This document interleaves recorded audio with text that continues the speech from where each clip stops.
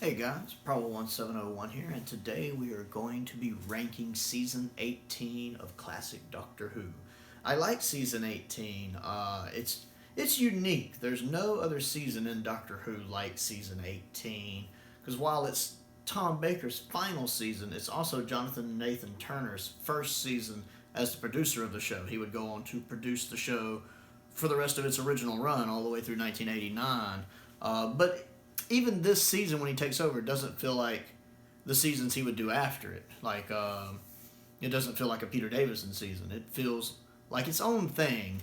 Because Tom Baker's Doctor, he did it for so long. He's the only Doctor that I think has multiple eras. Like, most time if I'm referring to eras, I'm like, the first Doctor's era, or the second Doctor's era, or the third Doctor's era with Unit, with Barry Letts and Terrence Dicks. And even in the new series, I think of maybe the Russell T Davies era with Eccleston and Tennant, since Eccleston only did one season. But I think of like the 11th Doctor's era, the 13th Doctor's era. Tom Baker's the one Doctor to me that has like three different eras in his run. We have the Hinchcliffe era, the Williams era, and then this final season, which I don't really have a name for. I guess you could call it the J&T Tom Baker era. But it's only this one season, but it's different from any of Tom Baker's other seasons. It doesn't have like the gothic horror of his first three seasons. Well, not so much season 12, but what we call the Hinchcliffe era, or the campiness of the Williams era. It really got rid of the campiness, especially that season 17 had, and it got very serious, not scary, just serious, very scientific, very real science, very real theoretical science involved in it. And it has its own unique feel to it. So let's look at the 7 stories that make up Season 18, Tom Baker's final season. At the bottom of the list is the only story in the season that I just don't like, and that's the Leisure Hive, or the Leisure Hive, whichever you want to say. I don't care for this one. It's the only bad story. Now, let me be clear, it's bad. It's not good, but it is watchable. It's not like Power of Kroll, where I'd rather just shoot myself than watch it, because Power of Kroll is terrible. It's watchable, and it's one of those, if I want to go back and watch Season 18, I will sit through it, but it's very, very stupid. It has a lot of bad going on in it. K9 blowing himself up in the water at the beginning is stupid. The costume designs are stupid, especially on the lizard people. They look just goofy stupid. A lot of the CSO effects are bad. The script isn't that great.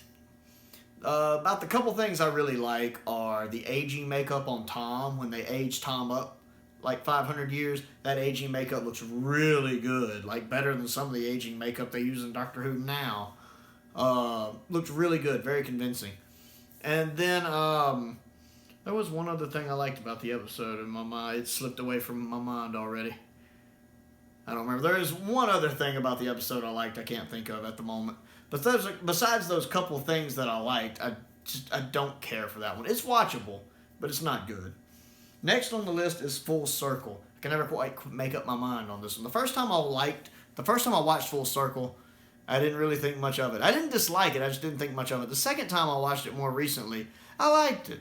I didn't think it was good, like really good, but I liked it. I enjoyed it. It has some neat ideas in it. Like, I like that the Doctor figures out, that while they're fixing the ship, they're also taking the ship apart. They're just trying to keep up the illusion they're fixing the ship because they don't know how to actually get everything solved and leave, so they're just trying to keep giving people hope. I like that he catches on to that and he points it out. I like the costume design on the creatures from the marsh. That looks pretty cool. I actually really like Adric in this episode. Adric with Tom actually works with me a lot better than Adric later. He's far less annoying. So I actually like him in this. The bits with Romana getting kind of mind-controlled or stupid. I really don't like when the companion gets mind-controlled. It's just overdone so much in Classic Who. So it's really annoying to see it here. And the relationship between the DNA and the genetic makeups and the full circle going on. It's like when I'm watching the episode, I can kind of follow it. But like a week later, I've completely forgotten how it works, and it's really confusing. It seems overly complicated. So I like this one. It's just, I don't really like it. I just like it. The next one on the list is Meg Lost. I actually enjoy Meg Lost. I think it's an underrated story. I just wish it was a little longer. My really only complaint with Meg Lost is it just ends so abruptly that, you're like, that's it? It's over? It's only 4 parts? It seems like it should have been a 5-parter or a 6-parter because everything just seems to end. Like, the resolution is so fast, I'd swear I was watching Modern Who with the quick resolution at the end. I really like the character of Meg Lost. I like how he can assume people's shape. I love him assuming the shape of the Doctor. It gives Tom Baker a chance to play dual roles here. And he seems to be doing a good job of it. I like when he's playing Meg Lost. He has a bit of an edge to him. And it's neat to see that Tom Baker didn't mind wearing the little cactus stuff. Looks nice and creepy in it. And I like the fact that this is a story where the actor playing the Doctor is also playing another role in the story. And there's actually a good reason for it. Because this has happened before where, William Hartnell ran into someone that looked just like him, and I think it was the Massacre. And then, of course, more famously, Patrick Troughton ran into Salamander, who looks just like him in Enemy of the World. But it's always a coincidence. It's always just a coincidence they happen to look the same. In this one, we actually get a reason why the villain looks like the Doctor. It's because the villain is purposely assuming the Doctor's look as a disguise to deceive people who trust the Doctor. So we actually have a good explanation why the main actor is playing 2 different roles. And I like that. And I like that shot, too, when the guy who's trapped inside Meg Lost tries to escape. And he kind of jumps out, and Tom catches him and pulls him back in. That's a really nice special effects shot, especially for the time that I appreciate. But I find Meg Lost good. I actually really like it. It's nice to see Jacqueline Hill back as well in this. Of course, Jacqueline Hill played Barbara, one of the first companions of William Hartnell. She's back in this episode playing a different role, so it's nice to see her come back to the Doctor Who family as well. Next up on the list is Warrior's Gate. This one, again, the last time I watched it, I liked it more than I had the previous times I watched it. The special effects are pretty nice. They're not quite there. I think the story's a little more ambitious than the special effects can fully realize. It does some nice things. Like I like the Doctor and other people walking into the mirror. Sometimes when they're walking around in this kind of static colors behind them. It's pretty neat. I love the scene when he's in the dining table and he's kind of seeing a flashback of what happened there and showed the slaughter there. I like learning about the kind of Wookiee looking people. I forget what they're called. Thals, maybe. Thralls. I cannot remember what they're called. But I like their story. They're hunted in this, and then you find out their past was they were the hunters. They used to be the dominant ones, and now they're, the ones being captured and treated as slaves. That's kind of interesting. The humans in it are kind of two-dimensional. Like, even the captain. It's a fun two-dimensional. It's not bothersome, but it's there. They're not very fleshed out characters. They're very two-dimensional. I don't really care much for them in it. They kind of distract from the story. I mean, they're crucial to the story, but they kind of distract from the story, if that makes any sense. I would have loved to have seen this story done maybe as a 2-parter in the modern series with more advanced technology to kind of be better realized. I think it would have worked better, but it's still a good story. Moving up to 3rd place is Legopolis. I like Legopolis. It's a fun but flawed... Well, fun's not the right word for it. It's a good but flawed story. That's a better way to put it. Not a bad way for the 4th Doctor to go out by far. This is, of course, the final story of the season and the story where Tom Baker regenerates into Peter Davison. It's not bad as far as regeneration stories go. I mean, it's not at the top of the list or anything if I was doing a regeneration story ranking. But it wouldn't be at the bottom either. It's nice. It's got a lot of good elements. I like the beginning when we're not really seeing Anthony Ainley. He's really creepy here with just his voice. We don't really get a good shot of him until about I think the 3rd episode or so. So that's pretty nice, him being creepy and showing things just from his point of view.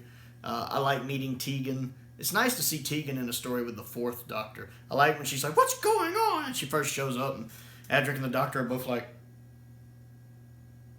I love that look. I actually really like Tom Baker in this one. I think he's really good. I think he's firing at 100% in it. I love his final act is pretty much saving the universe. You know, if my doctor has to go out, I want him to go out saving the universe. So I really like that. The actual regeneration scene is really good. I like the transitions from him to the Watcher to sort of Peter to Peter.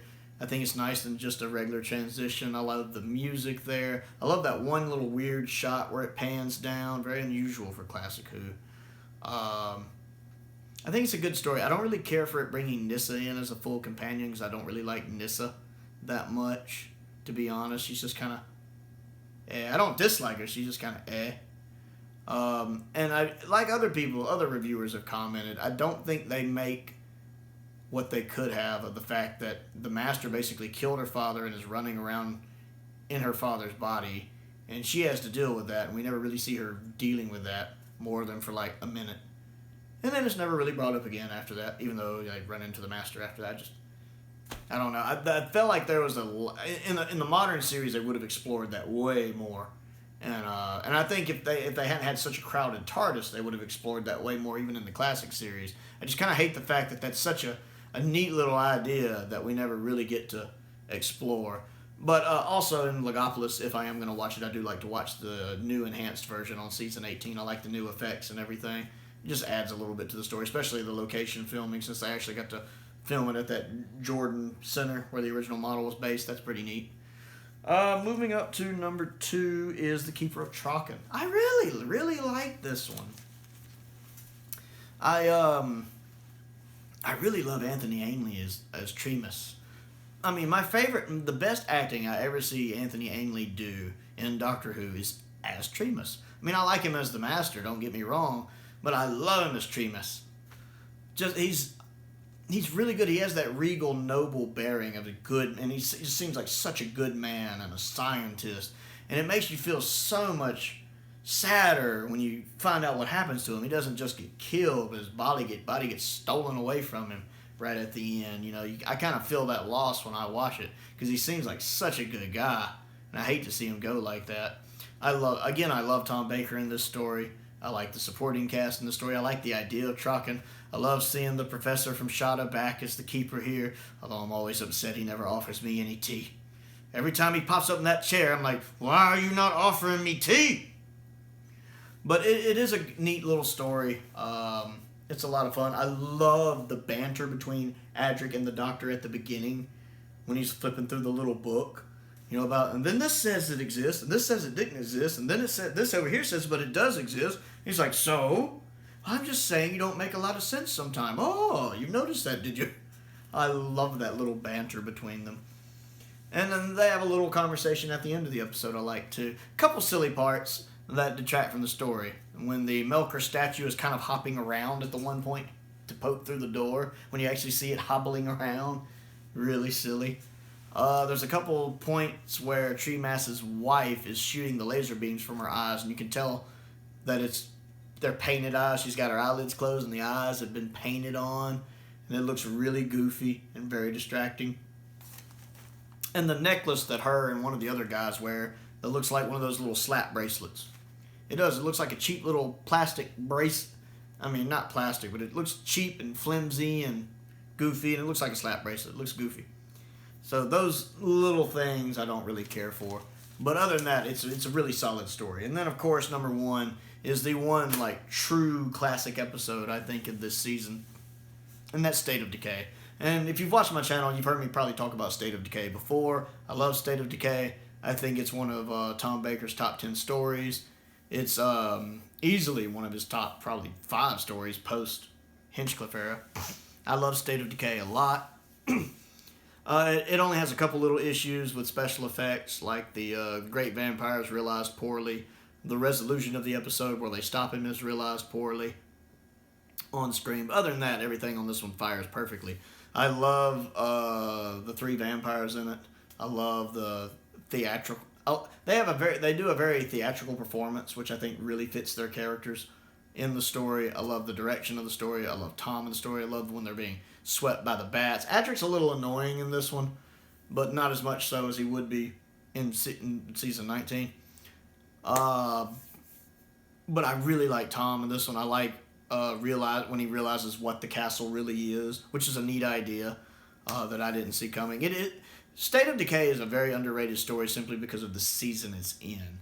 It would fit perfectly in seasons 13, 14, or even 15, because there are some horror stories in 15, like Horror of Fang Rock or Image of the Fendal. It would fit in any of those perfectly, and I think it would be regarded as a classic, just like a lot of the stories from those seasons are. But because it's in season 18, where it really doesn't fit, it does stick out. The gothic horror of it really sticks out there. I think it gets overlooked a lot simply because it's in season 18.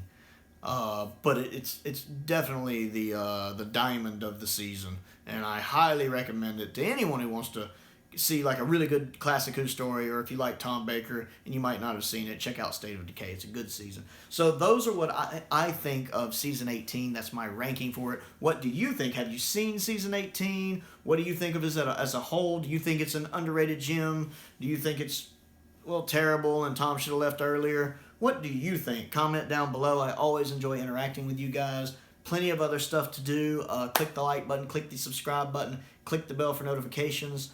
I also have started a Patreon page in case you want to contribute to that, which helps ease the cost of a lot of the stuff I import. I live in the States, and, well, to be honest, the UK just gets better stuff than we get over here from Doctor Who, so I like to import the Steelbooks and the UK version of the collection sets because they're much nicer. You can also check out my main channel, Prowl1701, Prowl 1701, where I talk about all things Star Wars. Oh, also on the Patreon, there is a link to that in the description below. But most importantly, stay safe out there, and thank you for watching.